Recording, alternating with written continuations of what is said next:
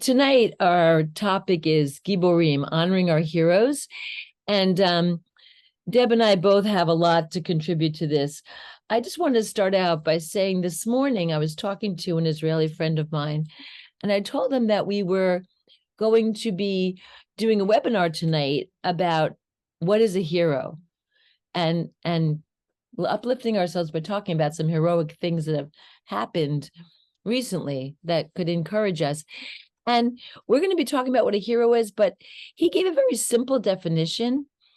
And it's not the entire definition that we'll be investigating tonight, but he said it's someone who's willing to give up their life for someone else or for a greater good.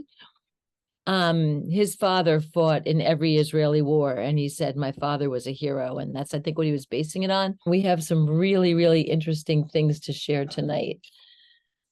So, we've been through a lot. The Jewish community has been through a lot in the past couple of weeks. And we're going to start off with a video clip. It's very personal, so I'm going to kind of give you some background on it, and then we'll get into some of our more general things. But I have a daughter who's an artist. She lives in Denver, and she's painting a large mural. And she keeps posting progress shots, progress videos, because that's what you do to garner support and to get people to hire her to do other things. And I'm going to share with you her post from October 8th, right after this happened, because to me it was very poignant. Part of what she's painting now just is it looks like a frame with a figure in it. I'm going to read you what it says because I don't know if you'll be able to read it once the video starts, and then I'm going to share the clip with you. So she wrote, there's an exercise that we did for Yom HaShoah when I was in elementary school, where they had us try to draw 6 million dots on paper. Then imagine each of those dots as a human being with a full life and family, hopes and dreams. I can't paint dots now without thinking of this. May each soul taken from this earthly plane too soon be immortalized as a star, shining bright and watching over those of us who are still bound to this earth. And I'm going to share this clip with you.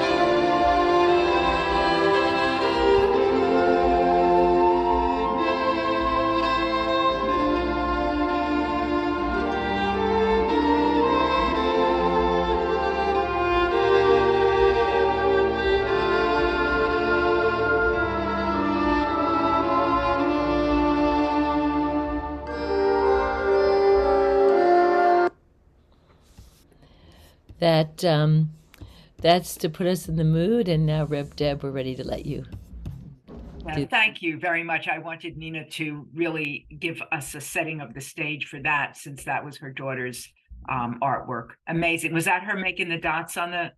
Yeah. Yeah, it's a huge mural, and that's just part of it. So yeah. we again, we looked up and looked at the definition of what is a hero. And that's text 1. So maybe we can share that because the texts are really pretty. The artwork on all of the graphics, thank you, Nina, is magnificent. So I think we shouldn't shortchange ourselves looking at that. And this, when we look at these definitions, they sort of set the stage for where we're going in our discussion tonight. It's a very different direction than we would have taken had this war not broken out. We were thinking of completely different path to take in looking at heroes. So if someone would like to read the definition of a hero, that would be great. Just unmute and go ahead for us.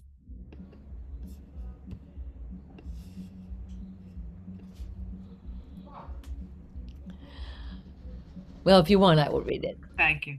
The definition of a hero: a person who is admired for courage, outstanding achievements, or noble qualities, and is regarded as a model or ideal. So thanks, Nina. So it's someone who's not only admired for what they've accomplished and for traits that they have, but is also someone who serves as a role model or an ideal for others. And I think that second piece of this definition is clearly important as we go forward in the lesson for tonight. We're going to see some very unique Giborim, some very unique heroes in society today. So we have and are going to look at next and discuss what are the traits that make up a hero? What um, comprises the personality of someone who falls into that category. And so we're going to be working with this text for quite a few minutes. So if we put that up, we could take a look at what the study that we found reveals about heroes. Okay. There, thank you. So 12 central traits of a hero, this was published in the Journal of Personality and Social Psychology, have given us these. And if someone would read the first 6 and someone else would read the second 6, we will then go to work with them. Judy, would you want to unmute and read 1 through 6 for us? Sure. So the first 6 are bravery, conviction, courage, determination, helpful, and honesty. Okay, so those are pretty unique but standard qualities. And maybe Cheryl, are you able to take us through to the end?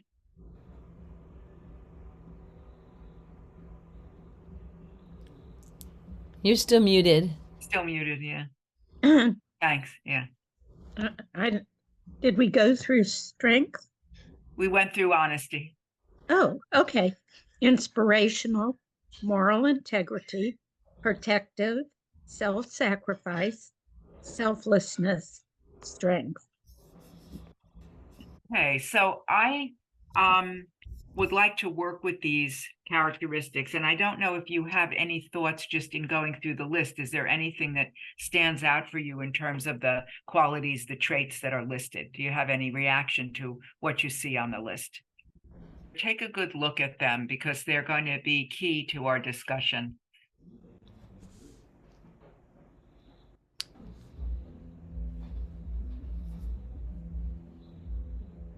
Any thoughts on these? Anything surprise you? Anything jump out at you?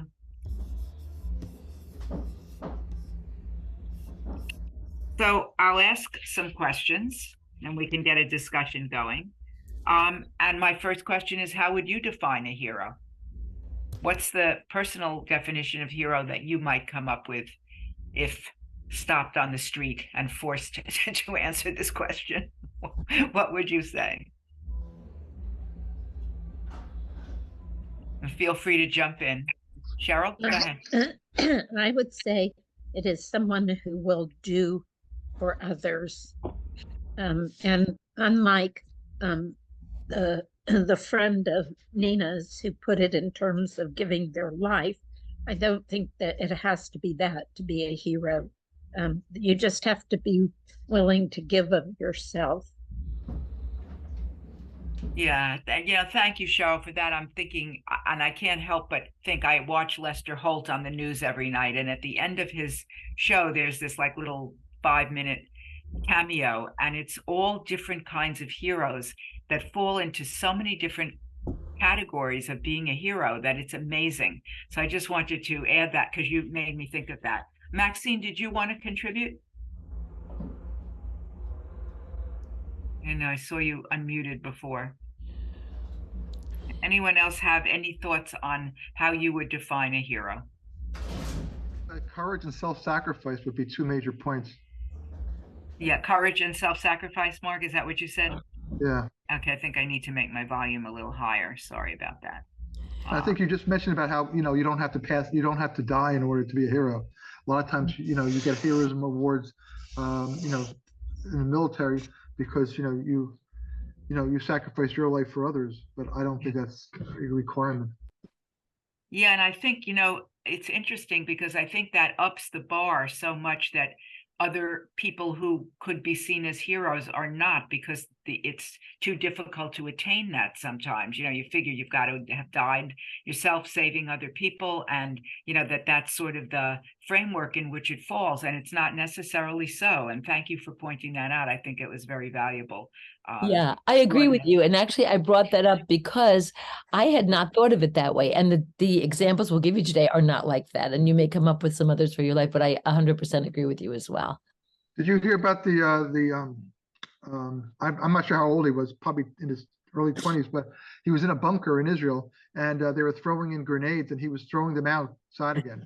Oh my And God, that's so, awesome. and I mean, as the times happened, I think it was like a dozen grenades, and some blew up, and I think he died because of it. But I mean, he saved dozens of lives because of that. And I think, we need to see more living heroes in our time now, because I think the way the world is going, we need to have them. They need to inspire us and be present so that we can feel almost we can reach out and touch them, that they're there, they're real, they're like us, and they've done something unique that's been helpful to the world. Any other thoughts on how you would define a hero before we go on? Can I use an example?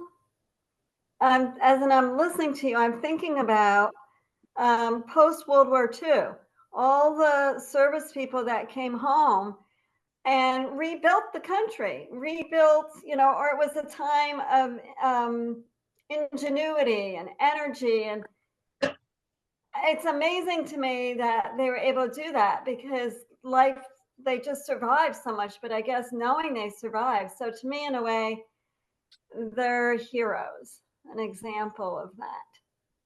And I think too, when you say that, Judy, I think to myself how for everyone, it's so personal who or what they consider to be a hero. Yeah, It's a very yeah. personal, individual type of reaction that we would have, or definition that we would give. So Definitely. yeah, thank you for inspiring me to think of that. And Yeah. I'm wondering if any of you have had any heroes, and who they were, and why you would think of them as heroes. Are there any people in your lives that I was thinking of this question today because I was thinking, how would I answer this? And I did come up with an unusual one probably, but have you had any heroes in your lives, or do you have any currently? And why are they heroes for you? Barbara? Uh-huh. Barbara, you're sophisticated. You figured out how to use the icon to raise your hand. I'm very impressed. Okay, go ahead. Hello, thank you. I did not figure out, so where is my mute button on time? Didn't mean to hold you. Yes, I'm such a genius at all of this. Thank you. Thank you. That's more than I deserve, what you complimented me. Yes. Okay.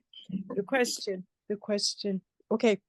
I have a big reaction to this, but I don't know who's here because we did not all grow up together, even though we could have and feel like we know each other. I know what this sounds like.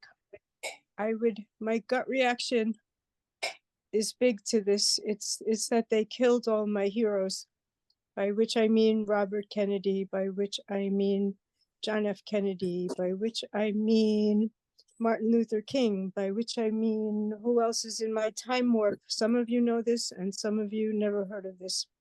It's a time warp. It was a big dip in time in which we still, half of our brain still exists in that time, because we believe in these ideals, and we believe that more people are good than are evil, or more of our own selves is good than is evil within each one of us. And we are not marching anymore because we are a little older and a little bit less able, but God bless those who still can and still are and can still forward the good things.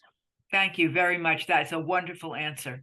That's a wonderful answer, because as you named each one, I was shaking my head because they were all heroes to me as well. I mean, I grew up in that time as Oh, well. thank you. So, That, yeah, thank you. but okay, so who else? Because there's more, and my brain wonders. There's more that goes in that whole time warp. There's more goodness that goes. But anyway, thank you. You're welcome.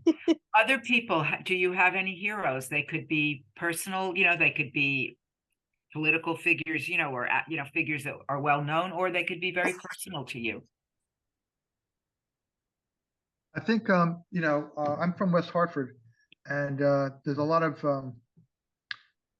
every 12:30 at every day. They're showing people that have gone and joined the IDF, and and I think that's nationally. There's been a lot of people going back to Israel to fight.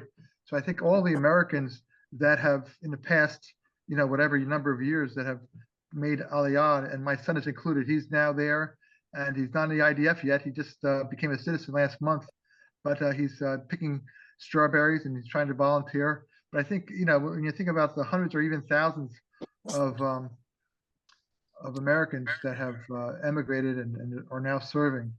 I mean, they don't have to serve, but they're volunteering, and it's a lot of courage because I just heard from my wife that it's like 12 or 13 people that have already passed away in the last 2 days of going into Gaza. And so, they expect a lot more, deaths to happen. And so I think any American that has taken up the cause would be considered a hero in my book. Yeah, thank you, Mark, and many prayers for your son. I hope that he will be protected and safe. Oh, thank Oh, you. yeah. May I say, God bless. Yeah, I'm so glad you said that. God bless all of you and all of them. Indeed. Sarah, I see your hand. Go ahead. I was thinking of that young Iranian woman who wasn't wearing her head covering and was yeah. dragged off the bus or train or whatever that was and ended up dying because she didn't cover up her head. Oh my gosh. Yeah. So I think, people are looking at her saying, wow, she must have known. I mean, did she know this was so risky? Or did she just decide, hey, I'm going to do this anyway? And I think it's a wake-up call for people who don't realize how dangerous Iran is. So, those are my thoughts. Thank you. I'm going to move closer to home in one heroine that I name, and I'm going to name another that my kids wrote about when they were in school. They had to pick a hero or heroine, when they were like in the 5th grade, you write a paper. And my daughter wrote about Rosa Parks. And I think Rosa Parks was a real heroine by refusing, to sit where she was told to sit. And she, her story is very moving, and we're moving next week. So we were cleaning and we found her story of Rosa Parks, the composition that she wrote. So I thought that was interesting. And my other heroine that I'd like to honor tonight is my grandmother. My grandmother, who lived to be 96, came to this country from Russia. And although no one knows her name and she's not a hero on the public stage, she left her family behind at the age of 16 and traveled to the United States through China to come here because her parents were afraid, the war was, ramping up in Russia at that time, 1916, 1917, whatever it was. And she traveled with a chaperone that was also going, with her little girl. And they had quite a trip coming here. And I really admire her bravery and her courage that she could do that. She was very determined. And then when she came here, she got a tutor and learned how to speak English. And these are all, to me, they're, I wouldn't say leaving Russia and traveling through China and getting here is like something one would consider on an everyday list of, oh, anyone could do that. I could not do that. And so I probably would have perished there. But, she went and she was very brave and courageous to do that. So I always look to my grandmother, who once she got here stuck very close to home, but she did the move that she needed to make to get to a better place. So if anyone has other heroes or heroines, please feel free to share. It's an excellent thought. I love that. The unsung. That's beautiful. I will sing her. Her name was Ida Galen. and I would like to put her name out there. Others, anybody, heroes or heroines, before I ask my next question, which is a little bit of a how do you know gut instinct thing. How do you know when you've met or heard about a hero? How do you know that they are one? This is a hard question, I will say. You know, are they charismatic and that's how you know? Or are they just operating, doing what they need to do to get whatever the job is done? How do we figure out who they are and who they're not? So there's no right or wrong answer, but I am curious what you think about that. Cheryl? I think one way is we hear friends, neighbors, others referring to them in very strong, positive ways. And so, you know, we pick up on paying attention to them where we might not have before. And also, I think by observing their people's actions and what they do in the world. Maxine, thank you. I'm going to come back to you, Cheryl, in a minute because I thought of something you sparked, but I didn't know. Maxine, did you want to speak?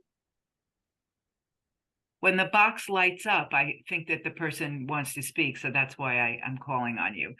But I'm thinking also, Cheryl, back to what you said, that we're exposed in a lot of different ways. Like when I watch the news on Lester Holt and they talk about someone who has set up a food kitchen or who's delivering, you know, food, or who's taking care of animals that have been, you know, lost their homes because they've been driven out by fire or by, you know, flood or something. I mean, and those people, they do like these grassrootsy things, you know what I mean? And they like, they're just, their stature increases when I hear about them. And it makes me so happy. And some of them are kids that have set up all kinds of foundations and charities. It's just really amazing. So I think we have an untold number of heroes and heroines out there. We just have to look for them in unusual places. That's my thought about that. And I don't know if anyone has a heroic story that you'd like to share about anybody that you might think is a hero, any unusual stories to share. But if not, we'll go on to the next text. I just don't want to shortchange anyone who might have a story. Anybody? No stories. Okay, so let's plow ahead to text 3.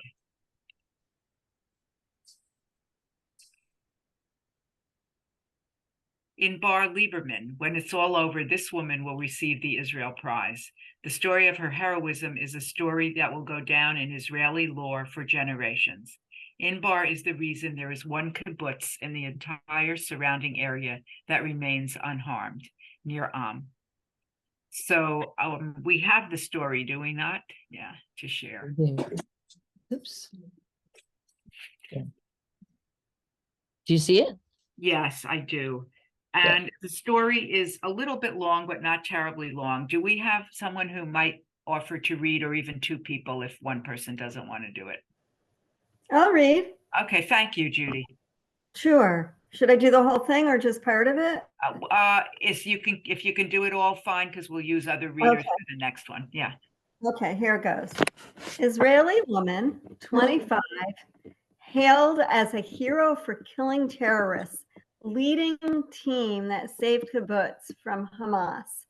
Inbar Lieberman, the security coordinator of kibbutz near Amma since December 2022, heard explosions early Saturday when the terrorists launched their unprecedented attack on the Jewish state. She realized that the sounds were different than those heard during the usual rocket attacks on the kibbutz, located near Sderot. Thank you. And a stone's throw from the Gaza Strip. So Lieberman rushed to open the armory, distributed guns to the 12-member security team, and coordinated their decisive response amid the unfolding attack. She placed her squad of kibbutznik in strategic positions across the settlement and set up ambushes that caught the gunmen off guard and turned the tables on them during their mission to inflict mass casualties. Lieberman killed 5 terrorists by herself, while the others gunned down 20 more over 4 hours as they turned near into an impenetrable fortress, while nearby kibbutzim suffered heavy losses. Inbar made a decision not to wait and be jumped operationally. In fact, the fact that they did it early prevented dozens of casualties. Thank you. So Wow. my question about Inbar Lieberman is, which qualities of heroism did she portray, do you think? Remember, thinking back to our list or to any others you can add to our list. Well, she evaluated the situation, and she had the skills to take action and to get others to take appropriate action. So I think that was really important, and she didn't panic. Courage.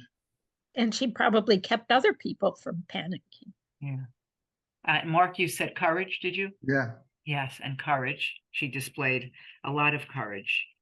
Very protective, right? Very selfless. And I think very, very determined too,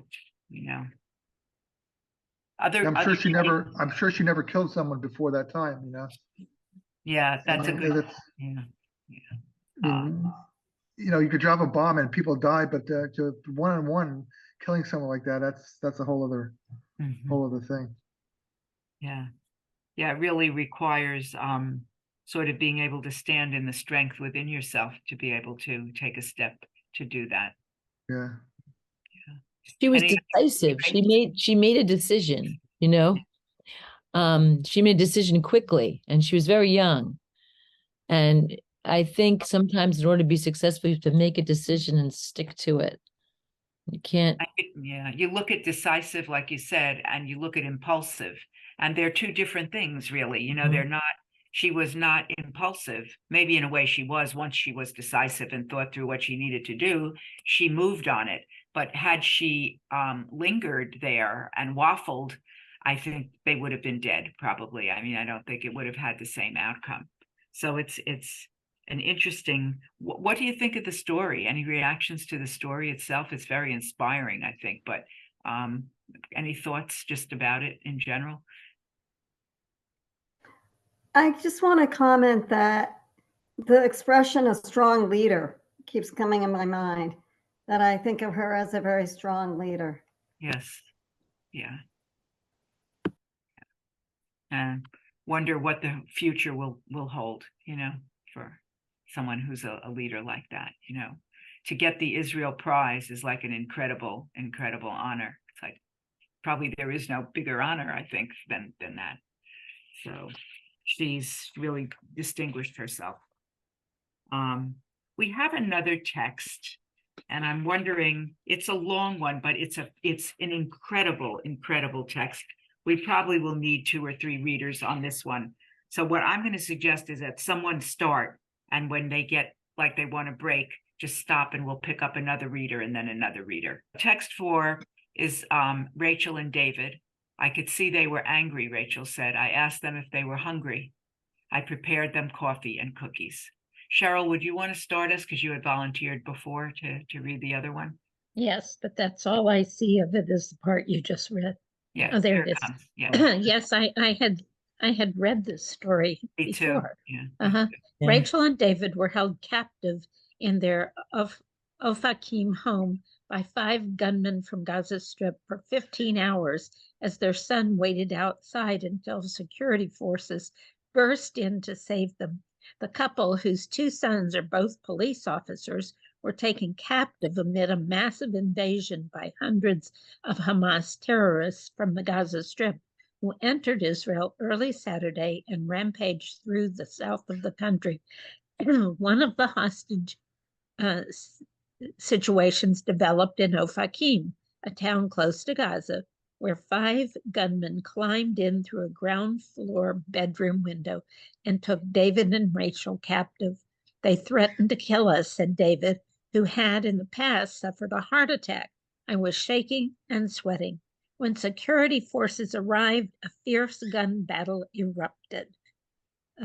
Chief Superintendent Arkady Schuster said that security forces realized they were being shot at from the building, and their first plan of action was to throw a grenade into the home to kill the terrorists. As cops were preparing to carry out the plan, others shouted to them that the home belonged to the parents of a fellow police officer and that the couple were still inside. After that, negotiations were opened instead. Schuster said, with the terrorists demanding food and water and medical equipment for one of them who was injured in the earlier exchange of fire with security forces. One of the terrorists had also been killed. I could see they were angry, Rachel told the network.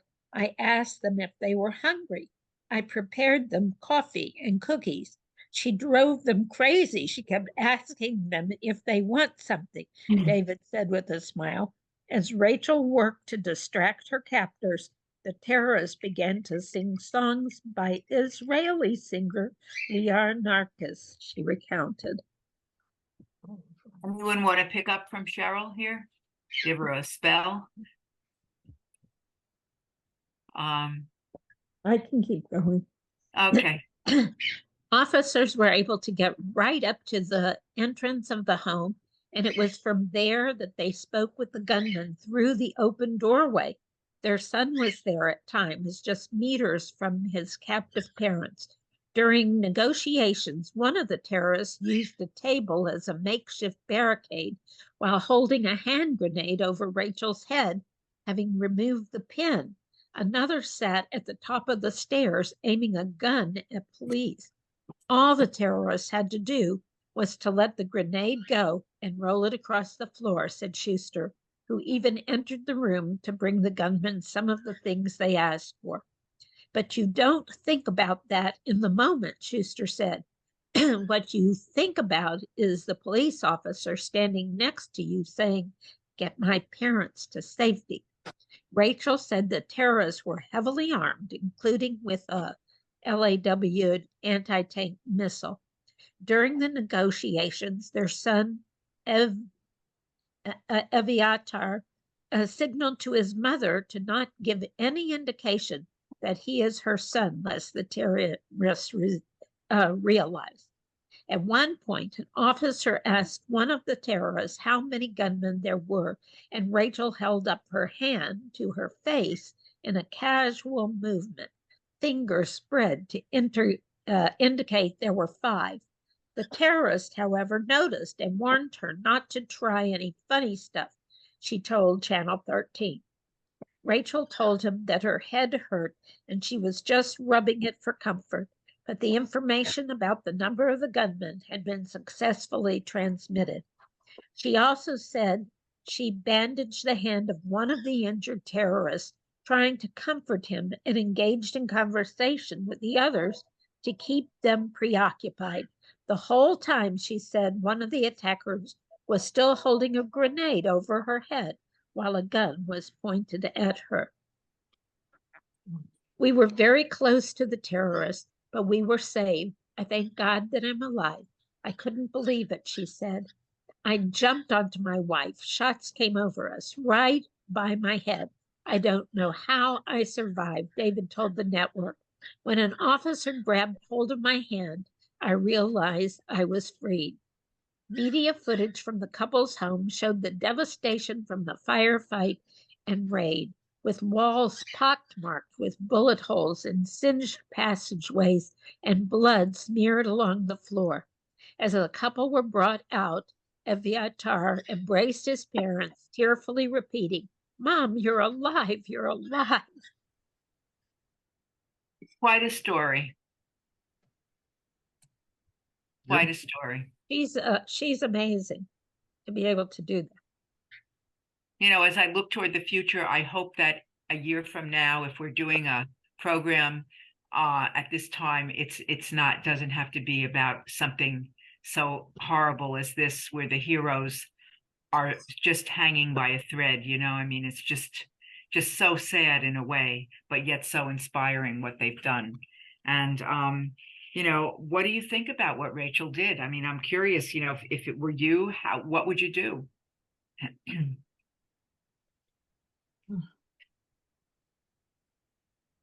I would have sat as still as I could.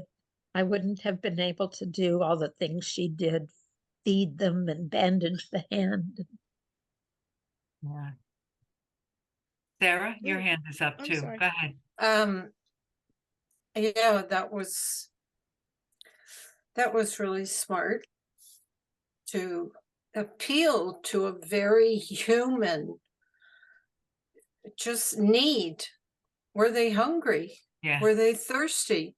Did they want a little hospitality? She just, that to me, when everybody read that, it seemed like there was such a very human element in how pitiful it is, that people are terrorists and have to, do these horrible things, when in fact there's a way we can connect. Yeah. Through that kindness.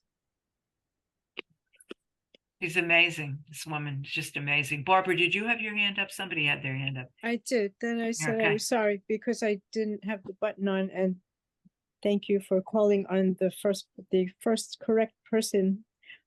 Yeah, I can have to say that I only hope that, right, no one should ever have to be in this kind of situation, but I can only hope that if I was, that I would also have enough courage and kindness and humanity in myself to step up and just see the needs a certain way.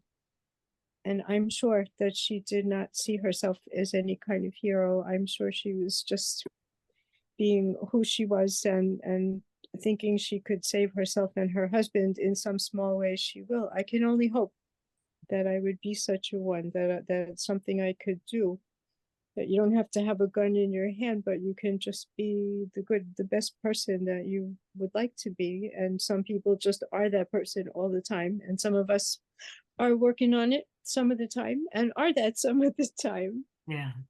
But it's like, it reminds me though of like, if you don't have a fireman in your family, a firefighter, some of them are women now, you wouldn't think about it. And then on 9/11, we were told that firefighters are heroes because they run in when everybody else ran out. They go to work. They feel a calling to do this job. They do not wake up and say, hey, I'm a hero, I think I'll be a firefighter.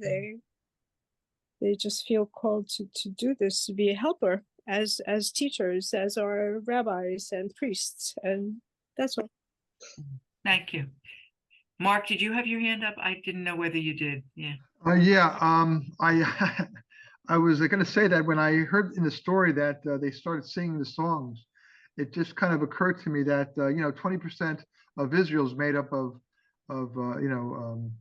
Palestinians, Arabs, whatever you want to call it, non-Jews, and so you could think that obviously if they just, all the people on the West Bank, all the people in Gaza could theoretically just be encompassed in all of Israel and not have that two-state solution. And you realize how similar the two populations are, similar to Ukraine and Russia. They're like cousins. I mean, a lot of people intermarry between the two countries. So you just hear that the singing and by an Israeli singer, and you realize that they're not that dissimilar, even though one group wants to see the other one destroyed. It's just a small fraction because there's millions of other Palestinians that have embraced it and living in Israel and are part of the legislature. They're part of the leadership. So it's just interesting. Thank you. I wonder what inspiration anyone can take from this story, or what lesson there is to learn from it. Is there something that's a takeaway from this story, or does the mother loom so high above anything we would think we could accomplish that it's just a story of great heroism that we can't really relate to in the sort of day to day? I mean, any lessons there? I think there's lessons, but I don't think I could do what she did. But the lesson is basic humanity. I mean, these are probably young men. She was a mother figure. She was offering, they still held the stupid grenade over her head, but they didn't trust her. But they responded by not dropping that grenade on her. And I know that can't remember the term, but there's a term for when people are held hostage and their captors, where they begin to identify with Oh, each it's the other. Stockholm syndrome. Yes. And there's a fabulous novel called Bel Canto that really goes into that in depth. Oh, interesting. I'm going to look into that because I think that's something that would be very interesting to read. Other thoughts on takeaway lessons from this? I'm thinking myself about heroism stories because I feel that these folks, thank God for them, but they're out of my league. I mean, I could never aspire to, and I'm like not saying that because I'm, I could never do it. I mean, I know that I could never do it. I would have been laying in a puddle in the corner of the room, like just figuring I was finished. But on a more real level, I'm thinking, what stories of heroism have I heard? And I was thinking of a story of heroism that encouraged me and my community to change our lives. So this is a real story. Here in New Jersey, where I live, I was introduced through the Muslim Jewish network that I'm a part of to a man whose name is Zamir Hassan. And I met Zamir at some kind of function at a mosque. I don't even know. I was speaking there and he was there. And he said he feeds the hungry. And he used to work for like Lucent Technologies or something. He used to have like a big job, and now he was retired and he got into this, and he set up a project called Muslims Against Hunger. So we got involved with Muslims Against Hunger, feeding the hungry, making hundreds of meals with our community and with multi-faith communities that we invited to join us every Sunday. We would prepare the food and deliver it to the homeless shelters and so on and so forth. And finally, after a couple of years, and he gave me a great t-shirt, I said to him, can you rename this Faiths Against Hunger? Like, how do you feel about that? Because you got the whole world involved here. He renamed it. We got new t-shirts. It was all good. And he traveled not just in New Jersey, in this little part of where we were. The man is all over the world. He was running from city to city in this country, everywhere, setting up food kitchens on the streets in Washington, D.C., in Baltimore, in California, like everywhere, and then was out of the country doing some work as well. All voluntary, got some grants, was able to get volunteers to help him. It was the most amazing project I've ever been involved in my community. We sustained this project for 10 years, my congregation, and we're very small. 10 years we did this. And it was the best thing we ever did. So, you never know. To me, that man is a hero. He's my hero. And he was my inspiration too. So, it could come from the ground up. And what an amazing story he shared with us. So I wanted to offer a prayer. We have a prayer that we'd like to share and a closing video that we'd like to share with you. And Nina, I'm wondering if when you put the text of this prayer up, maybe you and I'll share reading half and half of it, because I think that would be nice. And then we have a video to close out with. I want to say, before we read this prayer, I want to say that, Mark, I think of your son. Like, this prayer is for him and everyone who's there. And the video we show as well. I have a lot of my first cousins and all of their children are also serving right now. I have a lot of my kids' friends too. And we have an amazing generation of young people in Israel who are strong and smart, and just they're all heroes. And I just wanted to put that in. And I just want to tell you that every week, one night a week, my community, I've started this since the war started. We gather for 15 minutes on Zoom with our guitarist, and we sing songs of peace. We do a Kaddish prayer for all those who have been lost. We do a prayer for the freeing of the hostages and a prayer for the hostages and all those who are serving in the forces and helping the country survive. So I think we need to do these things, because they need to happen. So would you like to begin? And I'll just pick up where you leave off once we get the prayer up. Holy One of blessing, when Israel is suffering way over there and our people are in turmoil and we are right here, when the news is heart-wrenching and so little is clear, grant us the fortitude, the courage, the care to educate others so they are aware, to declare solidarity with Israel amidst the overflowing of tears. To lobby for our government's aid amidst burgeoning warfare, and to give our own tzedakah, for we have so much to share. To show up at vigils which bring hope much more near, and to invite many others, for their presence is dear. And Holy One, oh Holy One, remind us what we do when the pain's so hard to bear. We hope, yes, we hope, that's how we push through the fear.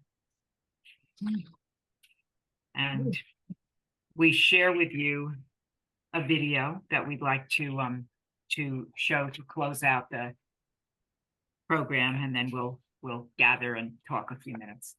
Yeah, what I want to say before the video also is that I think the people in this video are all heroes.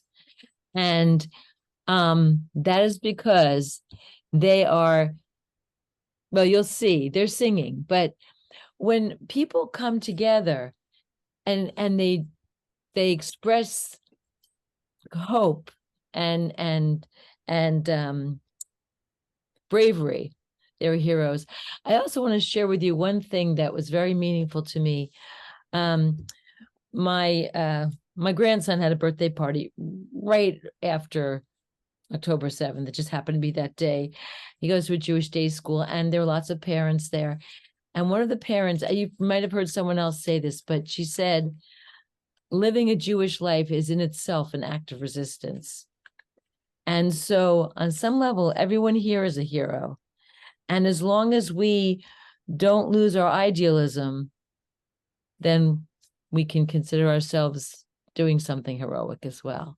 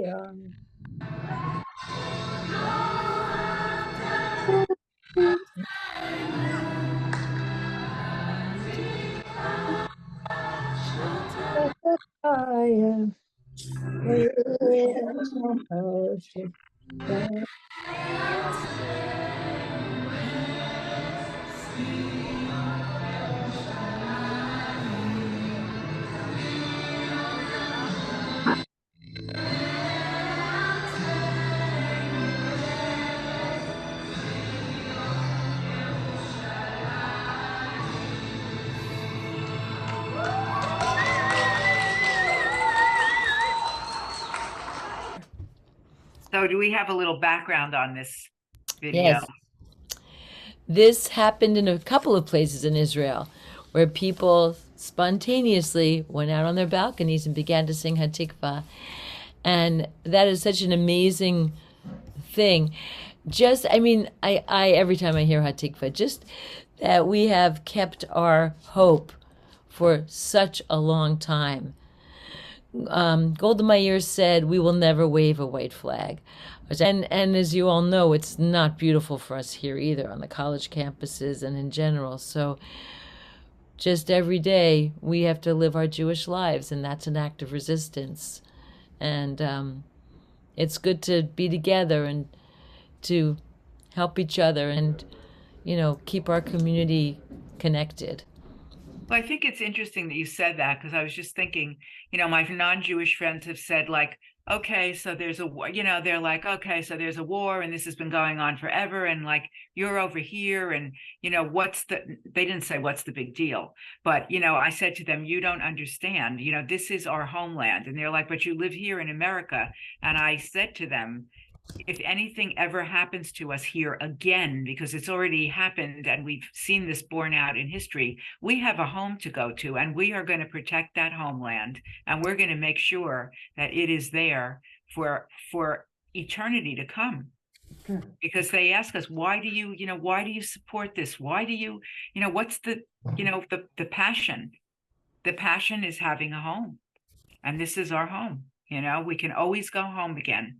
And if we want to, you know, and if we choose not to, that's okay. But if we don't have a home, we have a home there. So I think that, you know, speaks to a large part of, you know, people who come out of the woodwork for this, you know, that normally they don't go to synagogue, they never darken the, you know, the door, I never see them, you know.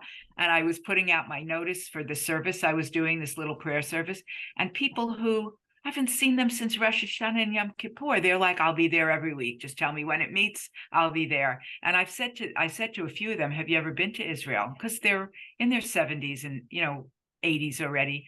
And one couple said no. They said, but that's our homeland. If anything ever happens, we can go home to Israel. So, you know, these are not temple goers. They're not kosher. They're not fasting. They're just Jews. I mean, they're just like anybody else. So it's just very interesting. And I hope that you've enjoyed this program as much as we enjoyed putting it together, because we really had an interesting experience creating this particular program. And we hope that you take away something.